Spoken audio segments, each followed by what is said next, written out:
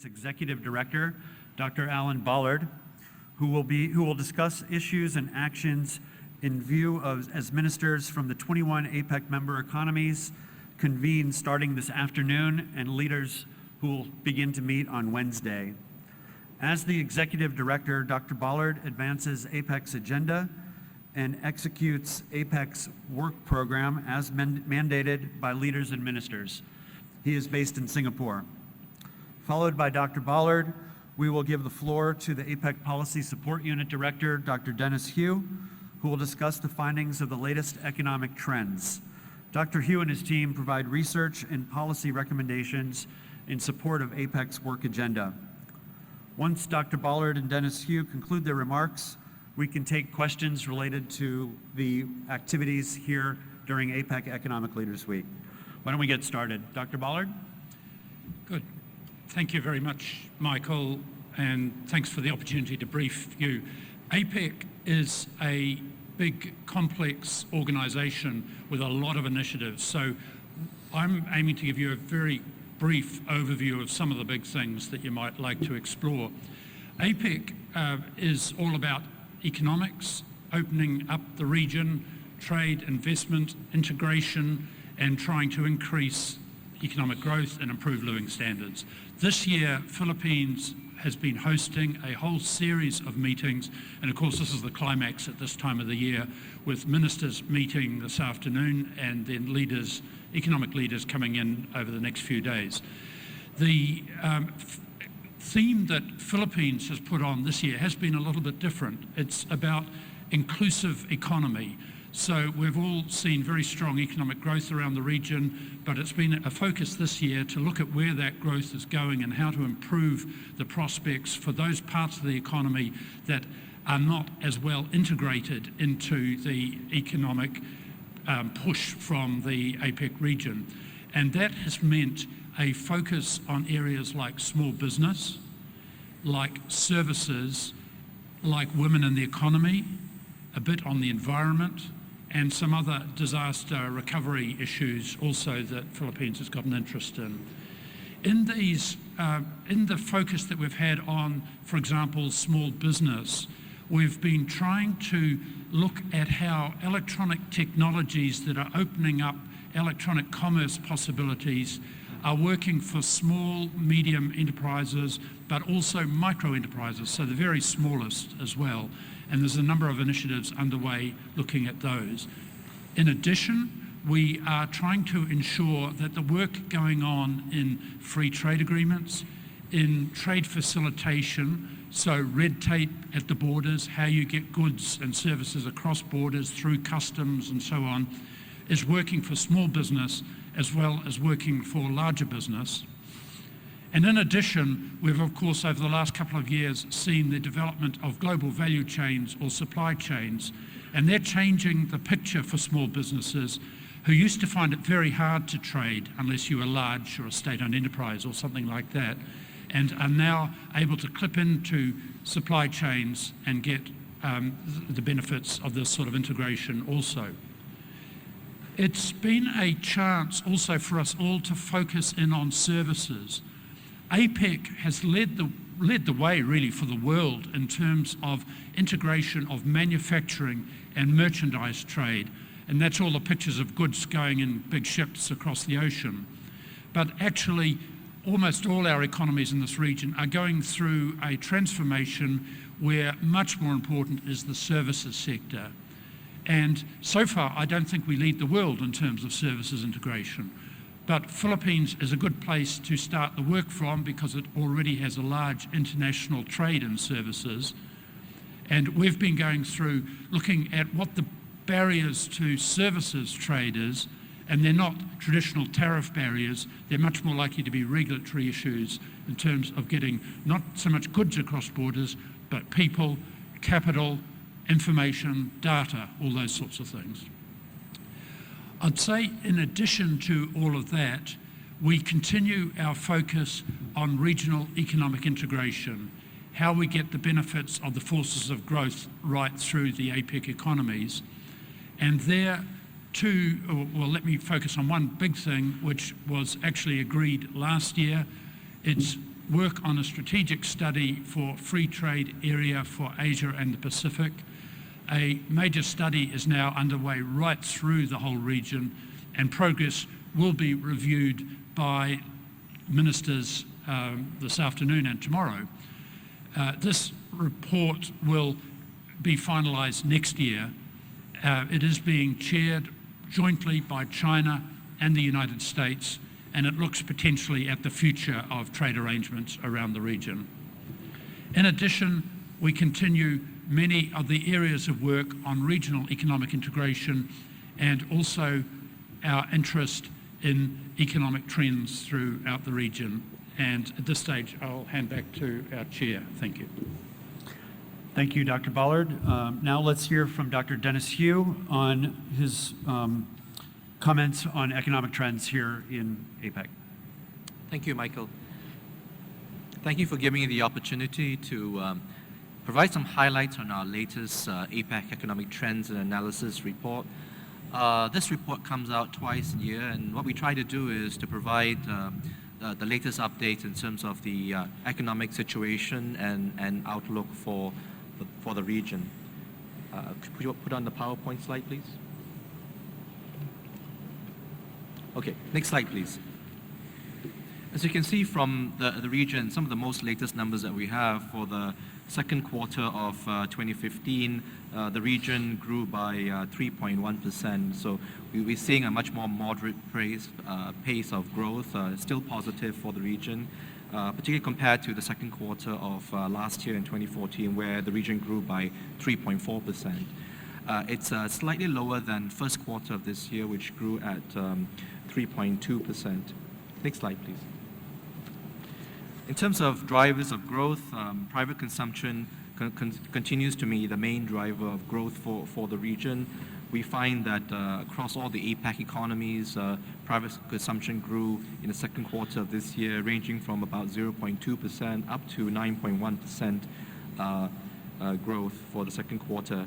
Much of that is driven by much more lower interest rate regime in the region, which is gives a much more favorable in terms of credit and financial conditions.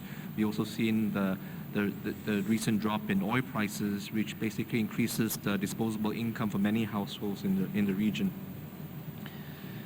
A recent PSU study has looked at some of the drivers of growth for the region, and we found that since the global financial crisis of 2008, we see the relationship in terms of responsiveness of GDP growth has become much more significant in relation to private consumption, much more so than what I would call the traditional relationship between trade and growth. That report itself is quite interesting, and please feel free to take a look at that report, which has been uploaded on the website a few weeks ago. Next slide, please. Thank you, Dr. Hu. May we now invite the floor for questions? Oh, sorry. I'm sorry. Yeah, I've got one or two more slides. In terms of, if you can see here, in terms of trade, we see a major contraction in trade growth in the region, reflecting essentially the very slow global economic recovery in the region. In terms of exports growth, we see that it's actually contraction for the first 6 months of this year. Exports contracted by 5.9% for the first 6 months of this year. And in terms of import growth, it's even far more significant in terms of contraction by about 10.3%. Next slide, please. So this is my last slide. We see essentially moderate growth for the APEC region this year at about 3.1%, but we expect to see a recovery in 2016 to about 3.4% for the region as a whole. We see that reflecting recovery, particularly in advanced APEC economies, and that translates to improvements and pickups in terms of external demand and greater imports coming from particularly developing APEC economies. Having said that, of course, there remains to be some downside risks, which will have implications on the economic outlook for the APEC region. One, of course, is the persistent low prices in terms of oil and commodity prices. We also are concerned about the about the China's economy, whether China will be having a hard landing or a soft landing in terms of its economic growth. For the time being, we're still looking at an economic growth in China moderating to about 6.8 to 7% for this year. And lastly, of course, U.S. interest rates, when the U.S. will have its liftoff in terms of raising interest rates, whether it will be later this year or next year, we're not sure until the Fed decides. There will be a meeting, I think, in December to decide on that. Thank you. Thank you, Dr. Hu and Dr. Ballard, for providing the context under which leaders and ministers are meeting this week. May I invite the floor for questions? Here, the woman in blue. If you could please keep your questions related to APEC, and please state your name and news organization. Thank you. I'm Sophie from Mars TV, Macau. Okay, I have two questions for Dr. Ballard. Why did the committee this year set inclusive economy as the theme of APEC this year? And how do you evaluate the inclusiveness of Asia-Pacific economy so far? And also, obviously, some organizations and agreements like TPP exclude certain countries. Do you think this is against the spirit of inclusive economy? That's it. Thank you. Thank you for the question.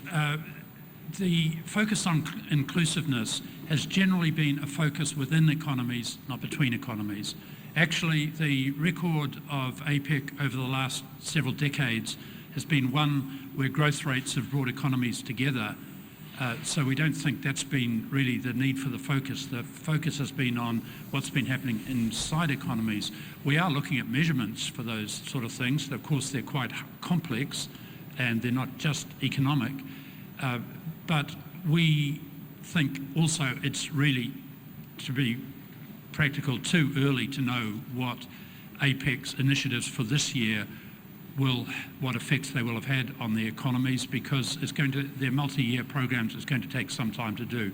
I see basically Philippines this year as having turned APEC in that direction, and we'll continue with some of those areas. Your second question, which I think was about trade agreements being exclusive, not inclusive. Well, of course, APEC is voluntary, inclusive, and moves forward by consensus. It's quite inclusive in that way. In principle, every economy's got a veto within APEC. I suspect you're really talking about TPP and the economies that are in that or not. That isn't an APEC initiative. They are 12 members all from APEC, but that's up to them how they negotiate that and how they open it up for potential new membership, and we'll watch that with interest over the next few years.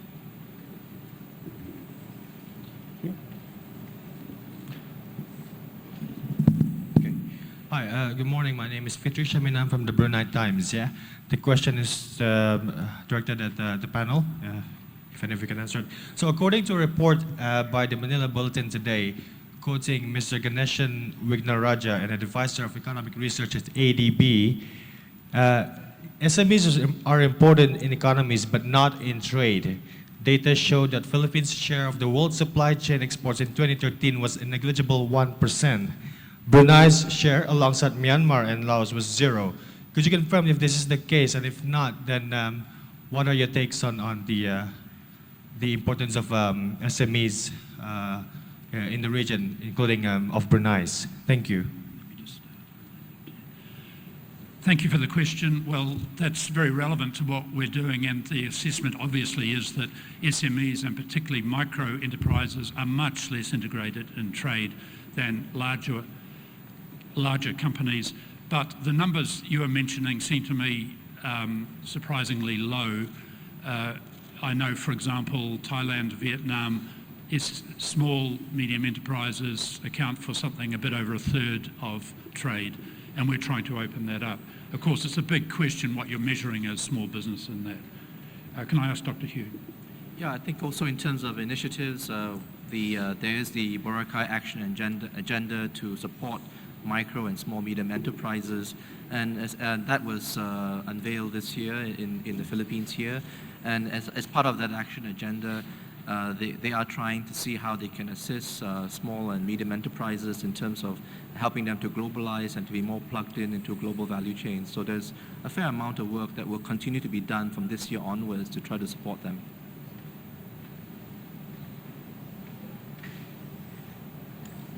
Question here? Yes, Warren de Guzman of ANC. I just came from the briefing of PwC with regards to the CEO survey, the fifth one. They came out with some statistics. I'm not sure if you've seen it, but it shows that most of the CEOs in the region, about 800 of them, participated in the survey. They're more concerned, actually, with regards to free trade. They see free trade as happening. They're not really concerned with regards to which initiative is pushed, TPP or FTAP or RCEP. I'd like to get your reaction to that. And also, they saw that broadband will play a bigger role in expanding trade in the region, even more so than free trade agreements between sovereign states. Can I also get your reaction to that? Yes, thank you for that. We have seen the survey, and it doesn't surprise me that chief executives say they want to see trade being made easier, and they're not necessarily going to get into all the details of this quite complicated noodle bowl of trade arrangements. And that's for all of us to help sort out and try and make it clearer for them. The role that APEC has played in this has been something of a test kitchen, testing new recipes for noodle bowls and coming up with interesting ideas that we can try out on a voluntary consensus arrangement and then help feed into some of the more formal, legally binding trade arrangements. For us, what's important is that it be easy to trade and invest and integrate and get living standards up as a result of all of that. There is a huge amount of stuff going on. We think that generally speaking, the technological developments at the minute are helping. So global supply chains, electronic technologies across borders that are making it easier. What we're trying to do is ensure that all those systems are harmonised or at least can talk to one another or work on common platforms. And increasingly, it is things like broadband and moving information and data across borders that's just as important as big container ships containing merchandise goods going across the Pacific as well. So I think we're right on board on all of that. Philippines this year has run a number of workshops with the business sector. We've had the same message from them, particularly out of the Philippines where there's a lot of software developers and operations in the services sector. They're saying it's not necessarily tariff barriers, it's what's in behind the borders, it's regulation for telecommunications, it's systems for getting information across borders, and they want to see that all happen seamlessly. Maybe I can just add that it's quite known that trade on the online marketplace has been growing by leaps and bounds, and that within APEC itself there is a steering committee on the internet economy that has been set up and established this year to look into many of these issues and how basically economies can facilitate greater trade, particularly on the online marketplace.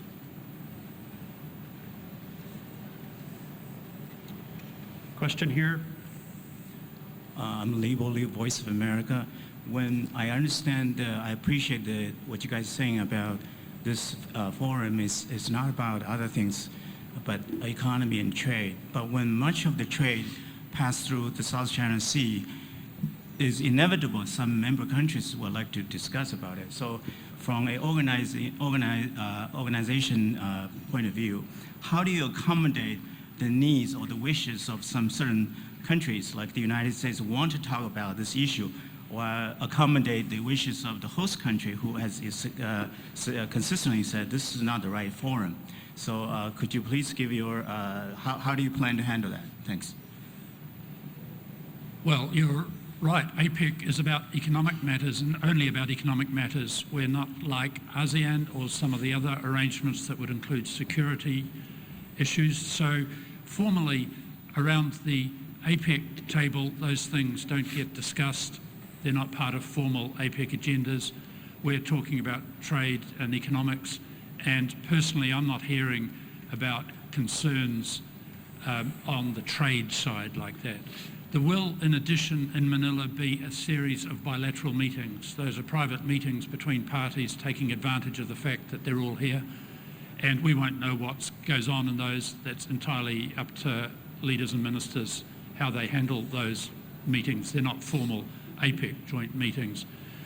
In addition, I'd just say that leaders at the moment are meeting in Turkey right now at G20. Clearly, they will be talking about security matters there.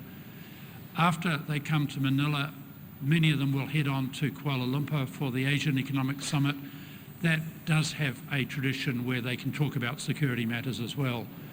Generally speaking, we find that from right around the region, leaders and ministers know that what has worked for APEC to get growth up and to get trade up is to treat this as an economic forum, and so we're confident that will continue this year. Please. Good morning, Ron Dulay from the Philippines. Sir, you've mentioned a while ago about the Philippines is a good place to start business. Can you elaborate on this, and how do you think the other member economies view the Philippines as a good place to start business? No, I didn't say that. I gave some examples on the services sector. What Philippines has brought this year to APEC has been a couple of interesting backgrounds. A lot of small business, so a big focus on small and micro business. A big focus on services. Philippines is very advanced on the services sector, and particularly the trade in the services sector. So call centres, other backroom services, and increasingly front office services as well. So they have shown leadership on that side. In addition, I mentioned women in the economy, and Philippines is the only economy around APEC where women own most of the businesses. So clearly that's been a big opportunity for Philippines to talk about that and lead a number of meetings that have been focused on women in the economy, women in small businesses, women and technology, making finance more accessible to women entrepreneurs and so forth. So there have been particular Philippines focus, but in terms of good places to do business, you can look at the ease of doing business indexes that the World Bank puts out that we also use, and you can make your judgments out of that. One other big focus that is very Filipino this year has been on natural disasters and what it's meant for communities, because of course Philippines has experienced many different natural disasters. And there we've had a focus on how to identify those, how to predict them better, the issues around climate change that are leading to some of those disasters, how to ensure that global value chains are more resilient in the face of natural disasters. And we've had also some very practical initiatives about how, in the case where that happens, we can get disaster recovery teams, equipment and dogs in across borders quickly without getting them caught up in the usual customs arrangements and so on.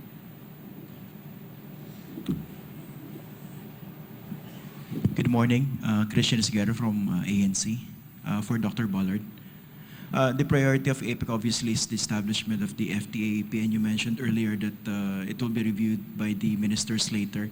But here you have another set of economies moving toward a similar direction, so it seems, with the TPP. So how do you see the TPP in light of your move toward FTAAP? How do you see the two of them relating to each other? So APEC, as I said before, has not been involved formally in TPP, but of course we've observed progress, and we'll all be pleased to see the text out in the public arena now so that we can judge that. And I think it's fair to say that APEC doesn't want to see different trade agreements going off in different directions, wouldn't want to see TPP as a rich economy club going off like that. And we've got the regional comprehensive economic partnership that Philippines and other economies are involved in, also quite well advanced. We don't want to see them going in a different direction. We have the Pacific Alliance, which was ratified this year and involves 4 Latin American economies, 3 of them APEC members, and there will be a side meeting on the Pacific Alliance and APEC at leaders this time. And in addition, for the ASEAN Economic Community, it's 2015. It's the year when a lot of deadlines all come together on that as well. Actually, there's 150 trade agreements going on around the APEC region. It is very complicated. We see FTAP study as the way where we're able to judge where all those are going, how much they fit together, could they conflict with one another, and what might come to help integrate all that moving together into the future. So that's the main aim of the study. We're bringing them all together within that, and we'll be able to make a judgment eventually next year about how they fit together.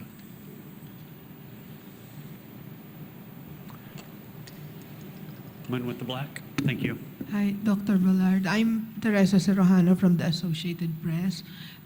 Would you say would the leaders be talking about the upcoming meeting on climate change in Paris? And do you expect them to make a call for a more ambitious goal when they meet there?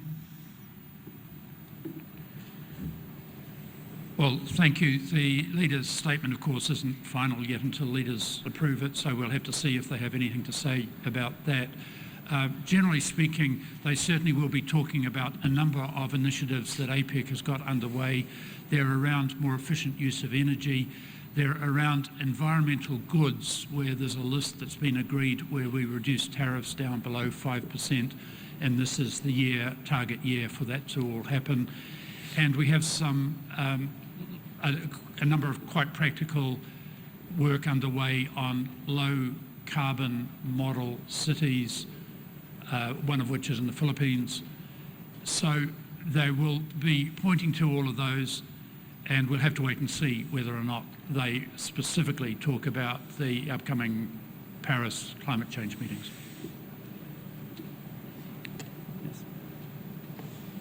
Good morning. This is for Mr. Hugh. My name is Pangeran Punca from CNN Indonesia. On your slideshow, you mentioned about the APEC's GDP's growth. And how big do you think, if the Fed rate is really increasing next year, for the APEC's GDP growth?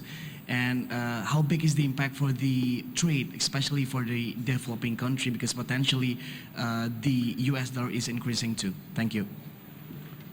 Yeah, I think movements of interest rates in the US, first of all, will mainly have some concerns and implications on financial markets. But as long as the decision to raise interest rates and the amount of how much they will raise interest rates are done in an orderly and predictable fashion, I don't see them being a significant impact on financial markets. As you know, one of the concerns is that raising interest rates may see some concerns about capital outflow from emerging markets back to the U.S. But as I mentioned, as long as it's done in a very liftoff is done in an orderly fashion, I think that should be fine. But trade, I think itself, I think there has been some concerns that trade performance in the APEC region has been underperforming, and partly because, as I mentioned earlier, there's been concerns of the engines of growth in the region, China, U.S. And so I think it's important to take that into account in terms of the downside risk, whether China's transformation into a much more consumption-led economy is done also in an orderly and systematic fashion, and how much of that will impact on trade growth will be something to look at over the next couple of years.